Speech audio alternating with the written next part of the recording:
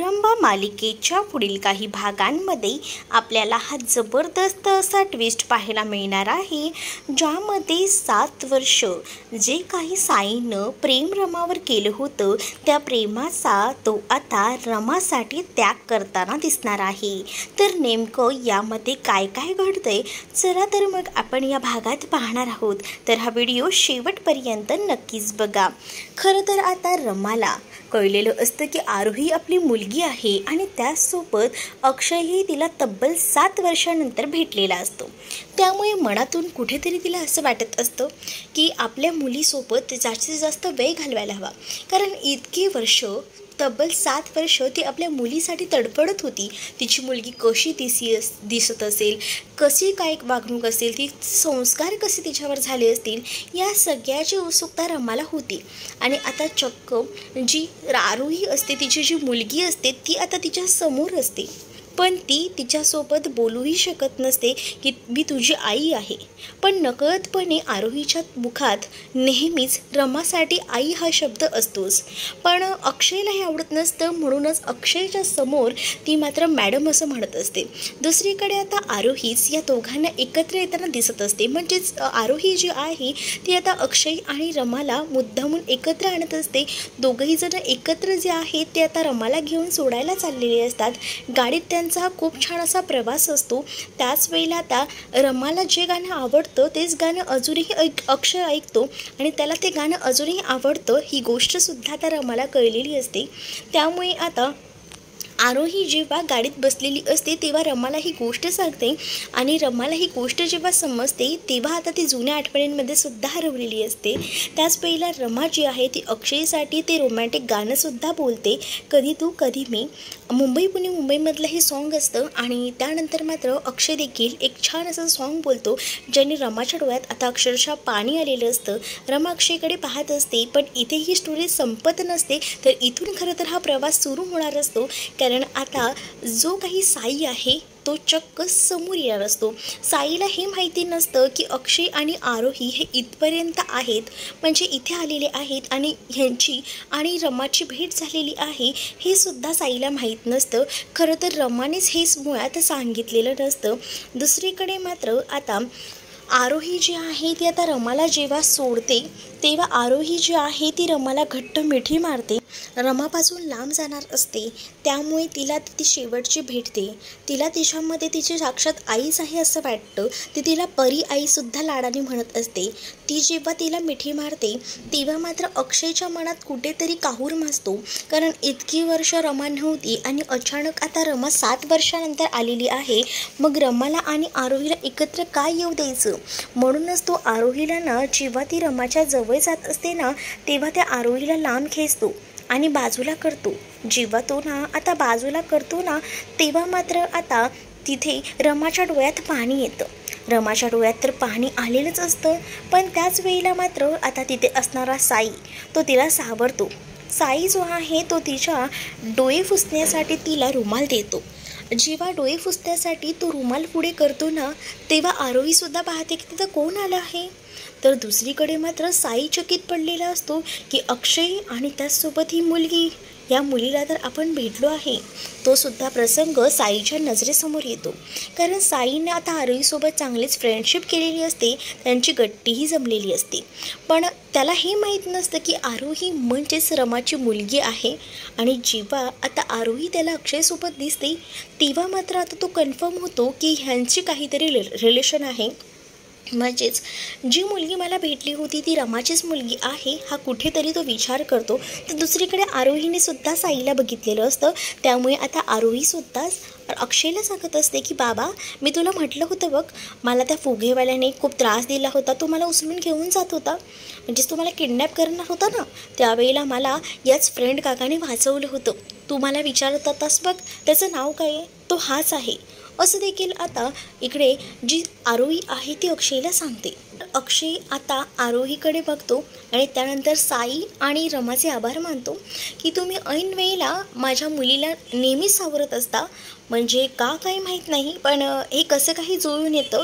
म्हणजेच त्या दिवशीसुद्धा तुम्ही आर.के. मॅडम वाचवलं माझ्या मुलीला आणि त्या गुंडांपासून तुम्ही रक्षण केलं. खरंच मी तुमचे खूप आभारी आहे. असा काहीसा टोमणा जो आहे तोच लगावत असतो तो अक्षय.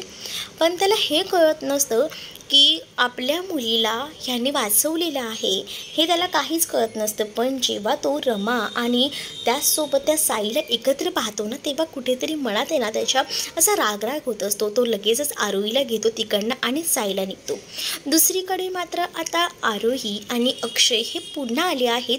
ही गोष्ट रमाने साईपासून लपवलेली असते. त्यामुळे आता रूममध्ये गेल्यानंतर साई जो आहे तो रमाला म्हणतो, हे सगळं कधी झालं आहे आणि तुम्हाला माझ्याशी हे सगळं विषयावर बोलावंसं का नाही वाटलं.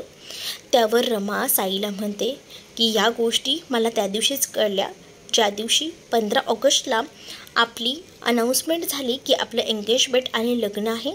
त्याच दिवशी मला ही गोष्ट कळली आहे आणि त्या दिवशीपासून मी खूप जास्त डिस्टर्ब आहे. कारण इतके दिवस साई मी ज्या गोष्टीची वाट बघत होती, माझी मुलगी आणि माझा नवरा हा माझ्यापासून दुरावला होता. मला यांचं काही नाही, पण मला माझ्या लेकीला भेटण्याची ओढ होती. अचानकपणे 15 ऑगस्टच्या दिवशी समोर हा प्रसंग घडला. म्हणजेच मला काहीच माहीत नव्हतं. त्या बिचाऱ्या मुलीसोबत धावण्यासाठी कोणी नव्हतं. त्यावेळेला अक्षय देवधर जे आहेत ते तिथे नव्हते. ते कॅन्टीनच्या कामामध्ये बिझी होते. त्या मुलीचा मूड खूप जास्त ऑफ होता. मग मी विचार केला की त्या मुलीला एक पालक म्हणून आपण यामध्ये पळू शकतो. कारण त्याआधीसुद्धा माझी आणि तिची भेट झाली होती. तेव्हाच आमची ओळख झाली होती. तेव्हा तिनं मला आई अशी हाक मारली होती. तिला तिच्या आईची उणीव कुठेतरी भासत होती आणि त्यावेळेला तिथे मॅरेथॉनच्या स्पर्धेत तिच्यासाठी पालक कोणीही नव्हतं. बिचारी एकटी मुलगी होती आणि ती त्या स्पर्धेतून बाद होणार होती. तिच्या चेहऱ्यावर ते दुःख मला दिसत होतं आणि म्हणूनच मी त्या स्पर्धेत भाग घेतला. आणि जेव्हा मी त्या स्पर्धेत भाग घेतला आणि तेव्हा मी तिच्यासोबत पळत होती ना, तेव्हा अचानकपणे त्या पळतानाच अक्षय समोर आले. अक्षयना जेव्हा मी बघितलं तेव्हा मला कळलं की हे अक्षय ह्यांचीच मुलगी ही आरोही आहे आणि आरोही आहे आणि ती आरोही जी आहे ना, ती अक्षयाना बाबा अशी हाक मारली. तेव्हा मला समजलं की आरोहीच माझी मुलगी आहे आणि जे सत्य इतके दिवस माझ्यापासून लपवून ठेवलं गेलं, माझी मुलगी माझ्यापासून लपवून ठेवली गेली, तीच मुलगी साक्षात माझ्या समोर होती आणि त्या मुलीला जिंकवणं माझं काम होतं आणि मी तिला जिंकवलंसुद्धा.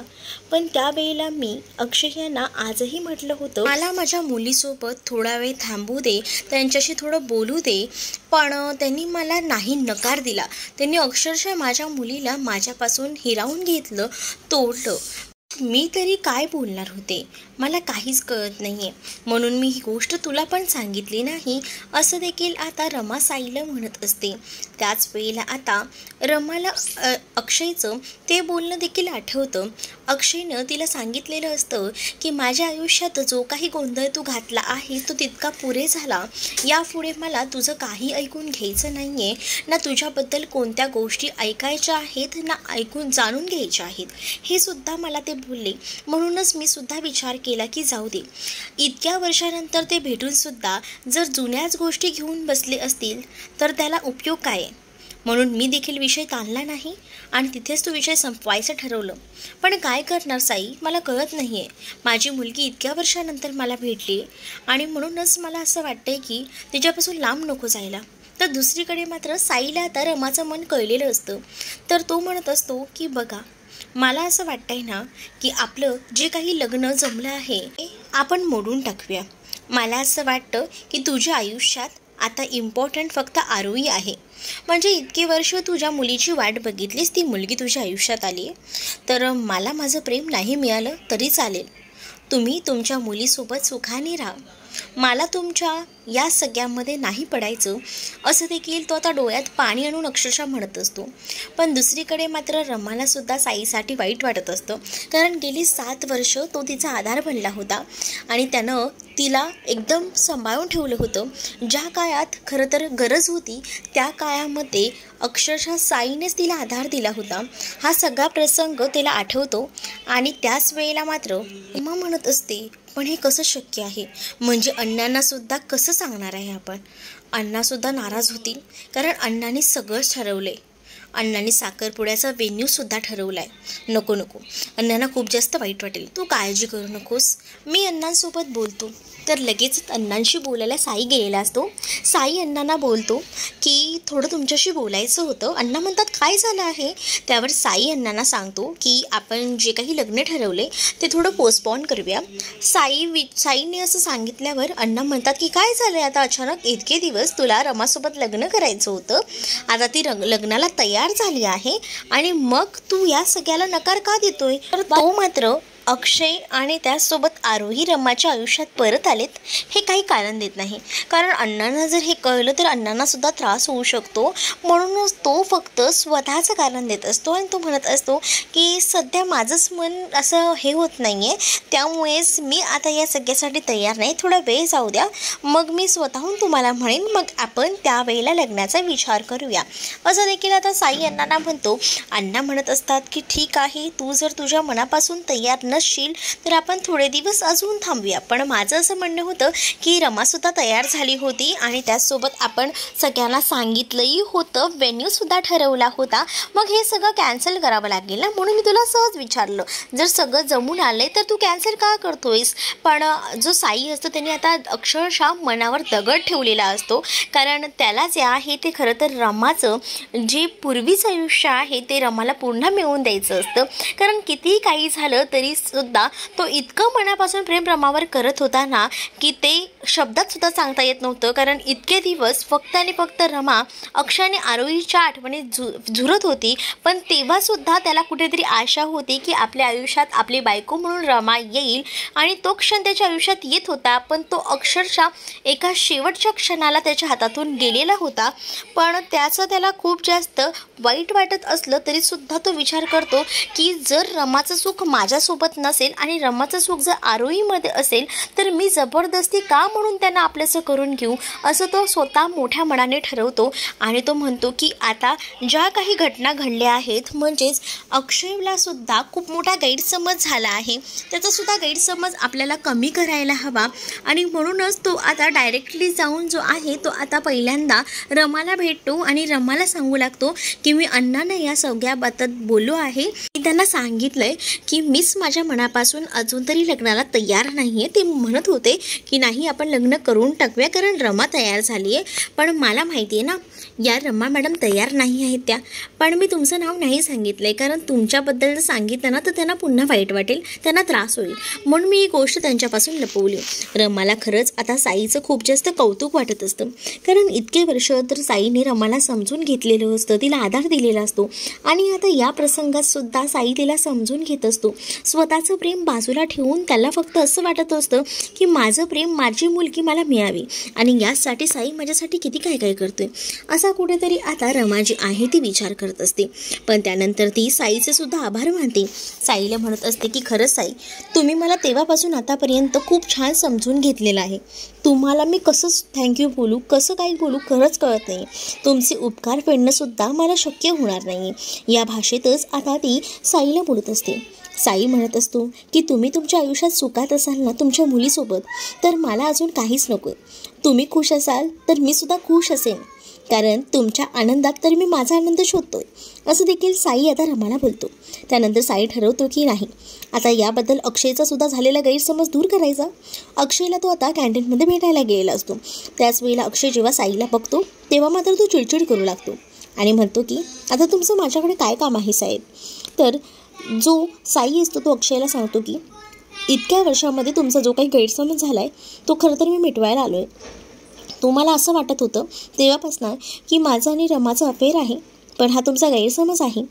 खरं तर तुमच्या घरात जी तुमची आत्या आहे ना त्या आत्यानेच तुम्हाला आणि त्याचसोबत रमाला वेगळं केले.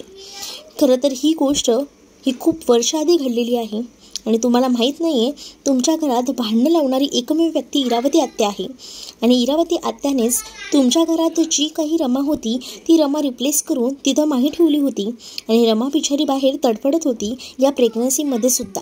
रमाने किती मरणयातना भोगल्यात ना त्या तुम्हाला माहीत नाहीत, पण तुम्ही या सगळ्याबद्दल इतका मोठा गैरसमज करून घेतलाय आणि तुम्हाला असं वाटतंय की रमा जी आहे ती ऐन वेळेला तुम्हाला सोडून गेली, पण त्यावेळेला सुद्धा रमाच्या समोर फक्त तुम्ही होतात. तिनं मुलीचा विचार त्यावेळेला केला नाही, तिला फक्त तुमचा विचार होता, कारण त्या लास्टच्या क्षणाला सुद्धा त्या तुमच्या आरोग्याबद्दल सांगून ब्लॅकमेल केलं होतं. त्यावेळेला सुद्धा तिनं नवजात बालकाचा विचार केला नाही.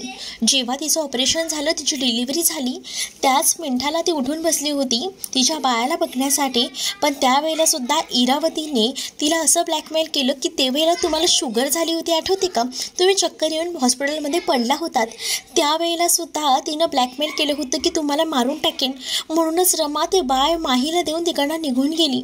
त्यानंतर तुम्हाला काय सांगितलं मला नाही माहिती इरावतीनं, आणि त्याच वेळेला आता अक्षयच्या लक्षात येतं की इरावतीनं त्याला तो व्हिडिओ दाखवला होता की रमाला पैशांची गरज आहे, फक्त पैशांसाठी ती अक्षयसोबत राहत होती. तो व्हिडिओ खरं तर जो काही दाखवला होता तो रमाने केला होता, म्हणजेच तो व्हिडिओ नाही, साई म्हणतो तो व्हिडिओ माहीकडनं करून घेतला असणार. ते देखील आता साई जो आहे तो अक्षयला सांगतो, आणि जेव्हा आता अक्षय हे सगळं काही ऐकतो तेव्हा मात्र अक्षयच्या पायाखालची जमीन सरकते, कारण त्याने ह्या 7 वर्षामध्ये रमाच्या सगळ्या आठवणी जाळून टाकल्या होत्या. त्याच्या मुलीला सुद्धा आईचं प्रेम मिळालं नव्हतं. या सगळ्या गोष्टी आता अक्षयला आठवतात आणि अक्षय विचार करतो की खरंच इरावती आत्या इतक्या खालच्या थराला जाऊन वागेल असं मला वाटलंही नव्हतं. त्यानंतर आता जेव्हा अक्षय घरी येतो तेव्हा इरावती त्याच्या जवळजवळ जाण्याचा प्रयत्न करते, म्हणजे नेहमीप्रमाणे त्याच्या मागे पुढे करत असते. त्यालासुद्धा कारणं असतात, कारण तिनं जे काही नवीन पैदा घरी आणून ठेवलेलं असतं त्यासाठी ते त्याच्या मागे पुढे करत असते. पण अक्षयला तर सगळं सत्य इरावतीचं कळल्यामुळे तो खूप जास्त भडकलेला असतो आणि तो इरावती आत्याला म्हणतो की इरावती आत्या, तू जितकी साधी आहेस ना ह्या सगळ्यामागे तुझा कोणता चेहरा लपलेला आहे ना ते सगळं मला माहिती आहे. तूच माझ्या बायकोला माझ्यापासून माझ्या मुलीपासून लांब केलंस हे सत्य मला कळलेलं आहे. तर अक्षयचा आता गैरसमज जो असतो तो तर कसाबसा साईने दूर केलेला असतो. तर इकडे मात्र आता अक्षयने ठरवलेलं असतं की रमाशी सुद्धा नीट बोलून घ्यावं. रमाच्या मनात काय गैरसमज आहेत, तिला माझ्याबद्दल काय वाटतं, तिने काय काय त्रास सहन केला आहे हे सगळं तिला एकदा विचारायला हवं. माझ्या रमाच्या बाबतीत खरंच मी खूप चुकीचा गैरसमज करून घेतला, तेव्हा जर मी कोणाचंही न ऐकता माझ्या रमाशी बोललो असतो ना तर आज हे असे दिवस आले नसते, असं देखील आता अक्षय जो आहे तो मनातल्या मनात विचार करत असतो. तर दुसरीकडे आरोहीला सुद्धा आपल्या आईचं प्रेम मिळेल आणि म्हणूनच तो विचार करतो की नाही, आता जसं साई म्हणतोय तसं एकदा बोलून घ्यायला हवं, रमाशी जुळवून घ्यायचा मी प्रयत्न करेन, असं देखील आता अक्षय जो आहे तो विचार करतो. आणि आरोहीला सुद्धा त्या अर्थाने तिच्या आईचं प्रेम मिळाल, कारण इतकी वर्ष आरोही मला सतत विचारते की तिची आई कोण आहे, पण हे सत्य मी तिला सांगितलं नाही आहे. पण जेव्हा तिला कळेल ना की तिची आई परी आई आहे तेव्हा मात्र ती खूप जास्त खुश होईल. पण या इरावतीचं काय करायचं हा मोठा प्रश्न देखील अक्षयला पडलेला असतो. तर आता अक्षय इरावतीच्या बाबतीत काय स्टँड घेईल हे पाहणं सुद्धा तितकंच इंटरेस्टिंग असणार आहे. तुम्ही जर आपल्या चॅनलवर नवीन असाल तर चॅनलला नक्कीच सबस्क्राईब करा. त्याचसोबत तुम्ही जर हा व्हिडिओ पाहत असाल आणि व्हिडिओला लाईक केले नसेल तर लाईक करायला विसरू नका. चला तर मग भेटूया पुढच्या भागामध्ये. तोपर्यंत टाटा बाय बाय.